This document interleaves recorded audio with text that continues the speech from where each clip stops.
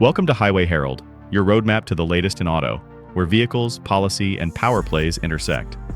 For decades, Canada and the US thrived on a tightly woven economic engine: steel, aluminum, energy, and auto supply chains. But that engine just seized.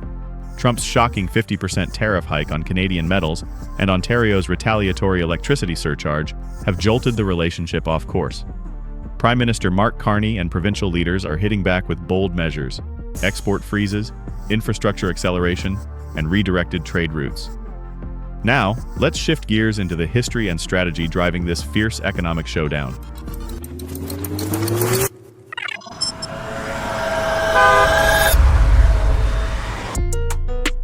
Steel strikes, wires spark. The trade war turns electric. In June 2025, President Trump escalated trade tensions by doubling tariffs on Canadian steel and aluminum from 25% to 50%, triggering chaos across deeply integrated US-Canada supply chains. Auto, aerospace, and construction sectors immediately felt the impact, as Canadian mills slowed and exports plunged. In retaliation, Ontario Premier Doug Ford imposed a 25% surcharge on electricity exports to the US, targeting key states like Michigan and New York that rely on Canadian hydropower. The move generates up to $300,000 daily for Ontario, while warning Washington that further tariffs could lead to literal blackouts. US grid operators raised alarms about the risk of soaring prices and rolling blackouts. The pressure forced US Trade Secretary Lutnick into emergency talks with Ford, temporarily easing tensions. But Ontario's message is clear: escalate the trade war, and Canada might flip the switch, literally. What began as a tariff dispute over metals has morphed into a high-stakes energy standoff, with Canada showing it's ready to use power, both economic and electric, as leverage. But Canada isn't stopping at electricity. It's overhauling the entire national playbook. Shifting gears, Ottawa's push for autonomy. As Ontario leveraged its energy exports, Prime Minister Mark Carney launched a bold national pivot, declaring Canada's dependence on US trade, accounting for 75% of exports, a critical vulnerability. In early June, federal and provincial leaders met in Ottawa to fast-track infrastructure projects like pipelines, ports, freight corridors, and green energy, shrinking approval timelines from 5 years to 2, backed by a proposed $5 billion Canadian trade diversification corridor fund. But this shift goes far beyond logistics. Canada is strengthening its defense posture with expanded Arctic operations, radar projects with Australia, and a $420 million Canadian boost in military spending. The F-35 deal is under review, with European alternatives now on the table. Digitally, Canada is asserting sovereignty with plans for domestic cloud systems, strict data storage laws, and EU-style privacy rules, all aimed at reducing reliance on US tech giants. Even as diplomacy with Washington continues, Carney's long-term strategy is clear: build a resilient, self-sufficient Canada. For the auto industry, it's a game-changer, rewiring supply routes and redefining how vehicles are built and delivered across North America. Before we delve deeper, don't forget to subscribe to Highway Herald. Your support fuels our mission to deliver bold, detailed stories from the fast lane of global automotive and trade trends. Industrial shockwaves: how tariffs threaten North American manufacturing. The US and Canada share one of the world's most integrated manufacturing ecosystems, with parts for cars and aircraft crossing the border multiple times before final assembly. But Trump's 50% steel and aluminum tariffs have thrown this system into chaos.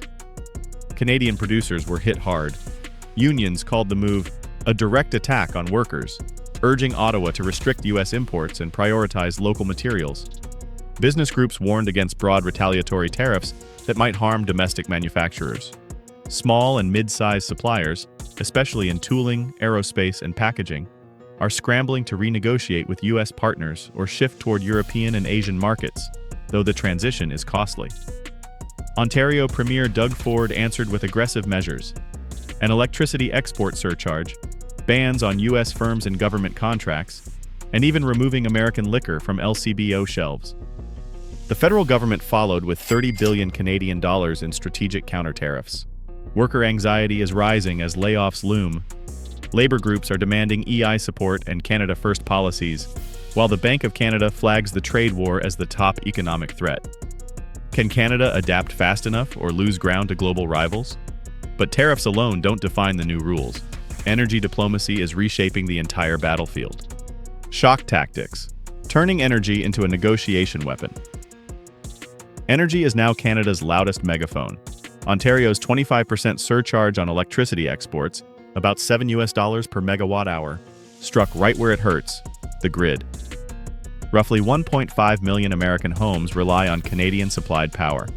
The surcharge pulled in up to $300,000 daily, not just economic leverage, but a signal. U.S. utilities panicked. Prices rose and reliability dipped. State officials called it unfair pressure. Sound familiar? Think Nord Stream, but flipped. Canada showed that even long-standing allies are vulnerable when energy becomes a bargaining chip. While Ontario paused the surcharge amid diplomatic talks, the warning remains live. Premier Ford's repeated message: "We will pull the plug if pushed." Beyond Ontario, provinces are prepping backup strategies. Quebec's hydropower exports may face flexible caps. LNG terminals are being reassessed through a geopolitical lens. The message to Washington is clear: mess with our industries, and the power won't flow as freely. This isn't symbolic, it's literal power politics. Canada has shown the world how energy can illuminate diplomacy or darken it. But energy isn't the only sector under reconstruction. Canada's entire economic foundation is getting an upgrade. Full throttle forward, Canada's strategic rebuild. Canada's not just reacting, it's rewiring. Mark Carney is steering the nation toward a diversified, resilient future. His administration's global pivot includes strengthening ties with G7 partners, cementing Indo-Pacific trade, and investing in high-capacity export infrastructure. Billions are flowing into ports, highways, and intermodal hubs. The goal? Expand access to Asia and Europe through CPTPP and CETA. A minerals pact with Japan positions Canada as a central EV battery supplier, embedding it deeper into tomorrow's global supply chains. On energy, Canada's betting big on carbon capture tech and LNG terminals. Oil sands projects are now tied to green innovation, part of Carney's grand bargain that appeals to both industry and climate advocates. Digitally, Canada is going sovereign. National cloud infrastructure, in-country data mandates, and tougher privacy laws reflect a pivot away from U.S. tech dependency. In defense, Arctic bases, radar systems, and even a review of F-35 commitments point toward a broader goal: security without blind reliance. This isn't just policy, it's a full-body transformation. Canada is hedging its bets, fortifying its economy, and preparing for a more turbulent world. Final verdict: Canada's power shift has begun. What started as a steel tariff has evolved into a test of national willpower. Canada didn't just retaliate, it redefined the rules. From electrical surcharges to global trade pivots, the Carney government has responded with a mix of pressure, precision, and long-term planning. The outcome? A more self-reliant, assertive Canada, retooling everything from supply chains to software. This isn't just about politics. It's about the vehicles we build, the energy we harness, and the systems that keep our economy running. Before you go, we want to hear from you. Should Canada continue using electricity exports as a diplomatic tool?